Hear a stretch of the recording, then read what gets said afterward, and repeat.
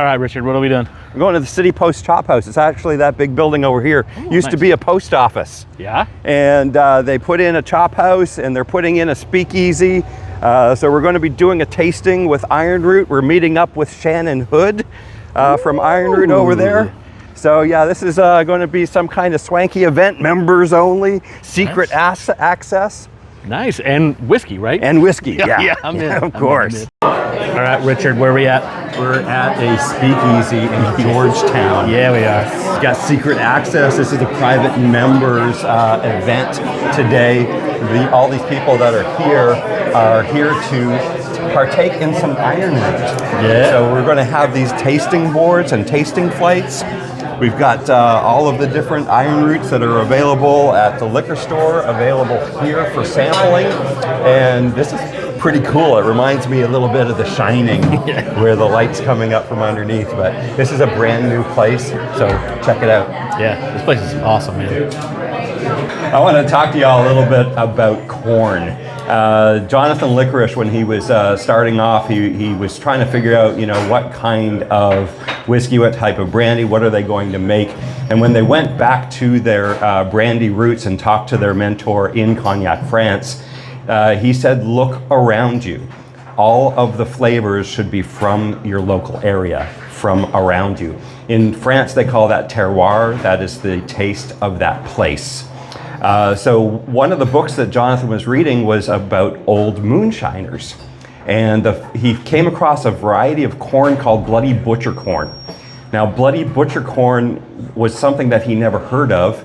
And he said, how do I get some of this? And you can't go to a feed store and get, at that time, you couldn't go to a feed store and get bloody butcher corn. So they ended up going to a seed place and getting bloody butcher corn, and they grew the corn themselves to find out what kind of flavor is it and can it whiskey. So bloody butcher corn was one of those first experiments that they were working with, and then they said, you know what, we're in an area that grows a lot of corn. So if we're going to have corn, let's try these different varieties. They start proving them at the distillery. So if you visit the distillery, you're going to be able to find all of these corns that they were growing. The last time I was there, there was a black corn. And I've got all the corny jokes for you too.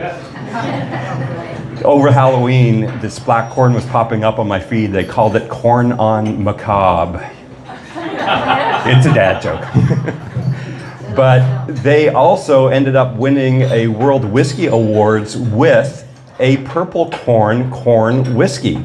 And they submitted it very early on in the history of the distillery to the World Whiskey Awards. This is Whiskey Magazine that hosts World Whiskey Awards. These are done blind, so the people who are sampling the whiskey have no idea what they're tasting. And it goes through multiple tiers and elimination rounds to get to that.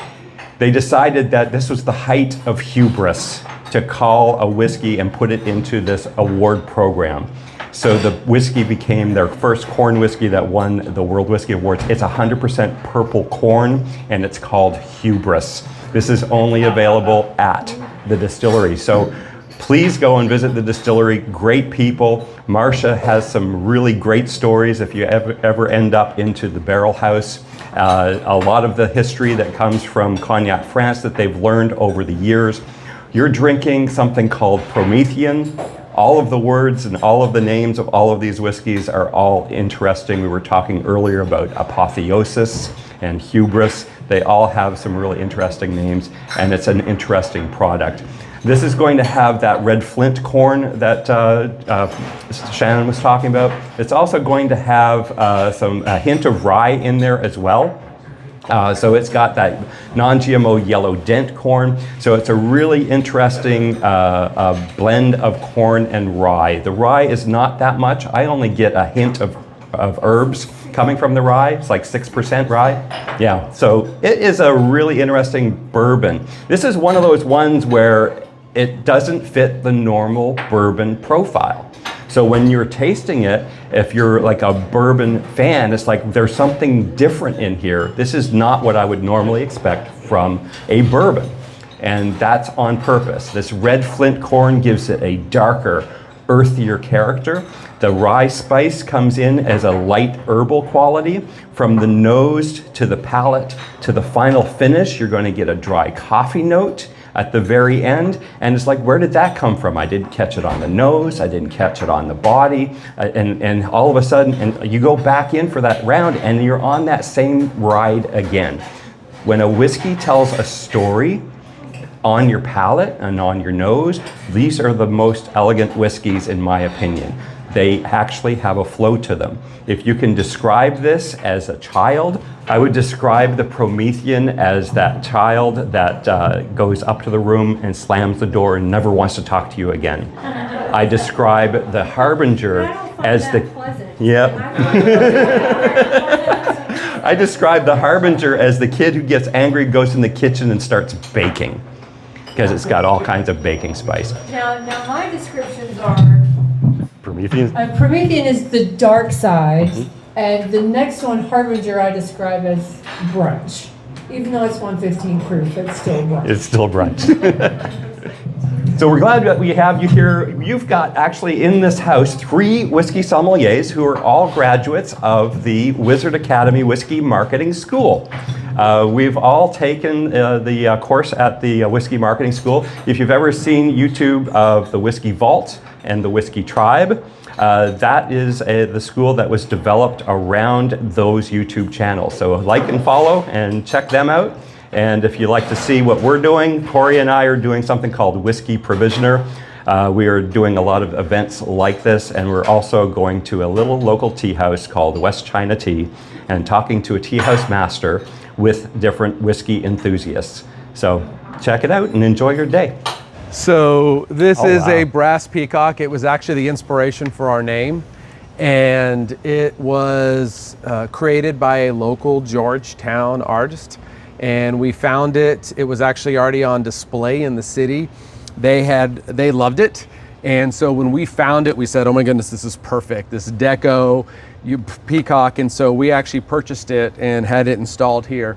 So when you try to find the directions when you get the directions for the peacock, it actually starts here and says, the peacock at his post, and then it leads you down this path into the stairway, which takes you down into the actual peacock. Perfect. That's everything you want in a speakeasy. You want that kind of access where you feel you're doing something forbidden. So you can see down there some of the lights from the stage on, because again, it's underground. And so they're kind of glowing through. And so the whole idea is that, again, we want it to be an exclusive space. We want it to be special. It's underground, but we also don't want to make it too hard to approach. So again, that's why we don't have the passwords and some places you have to download an app and do all these things. Like, this is not that. We want to be able to come in and enjoy some amazing cocktails and some incredible jazz music. Yeah, sometimes the speakeasies can make you feel unwelcome because of that. That's right. And so we didn't want that. So we said, if the sign is on, we're open. Perfect. And so so this is the peacock, and then also, it's our logo. We have it on all of our branding of our items. But if you can see, I've got it right here on my little badge there. But we don't have the words brass peacock written anywhere. So it's all this. It's the logo. It's right there. Authorized access only on the door. And then when you come into the ante room where you would be met and then let in through the safe door into the actual brass peacock. Perfect. The idea here is, with City Post above us as a premier steakhouse in Georgetown, we had this basement, underground space, that we said, we've got to do something great right here off the square. So the plan had always been in this building to open up a speakeasy, and so we had the opportunity to do that. It said it's a 1933, so all of our design cues are around what would have existed in 1933. And we try to use, and while we're still under construction, things are still happening, we try to use many design cues that were already here. So it's a little brighter right now than it is during our open hours. But we have cocktail tables, so we can configurable. We have a stage up there. We do jazz every night we're open. And so live jazz. And so actually the piano up there, if you see that, it's a 1910. It's an original 1910 player piano, and it actually works. Oh, wow. So we can turn it on, and it's got the rolls, and it plays, and it's amazing. So we really try to make this. We want to be exclusive, but also an approachable speakeasy. We didn't want to be a place where you've got to go through 10 different steps in order to even approach the place or find it. So we want a place that people are going to come and hang out and have a great drink, and also enjoy some music and enjoy downtown, everything that downtown Georgetown, the square, has to offer. I saw some mailboxes upstairs, and I hear that private club members can store bottles. So it's funny you mention that. So we have, this is a member event tonight. So we have quarterly members, which are members of City Post. Behind that Peacock picture right now is actually a cabinet where we'll be able to store bottles for our exclusive members, where you can come in, get a special bottle. We actually have a bottle of Pappies now, so we can use. So we can say, I want to get a bottle of Pappies. We put it in there, and it's hidden behind that. And then this room right here, which isn't closed off yet, is going to be our cigar lounge.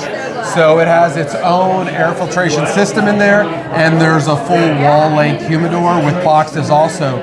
So you can be a cigar member, have your own box, come in with your cigars in the humidor, and then actually smoke indoors in there. And then we have a special cabinet where we're keeping scotch and cognac and armagnac, and so you can have a whole experience again with listening to some music, smoking a cigar, and hopefully enjoying some good food. Is there a secret code or a secret passageway? No secret code. We joked about doing that. We decided not to. But the entrance is not through the restaurant. It's out through the outside. It's a hidden entrance on the side of the building. We're down below. So if you go into the restaurant and ask about the Speakeasy, we'll call Brass Peacock, they'll direct you. There's a little code that will give you instructions of how to find us. So that's kind of the only hidden thing.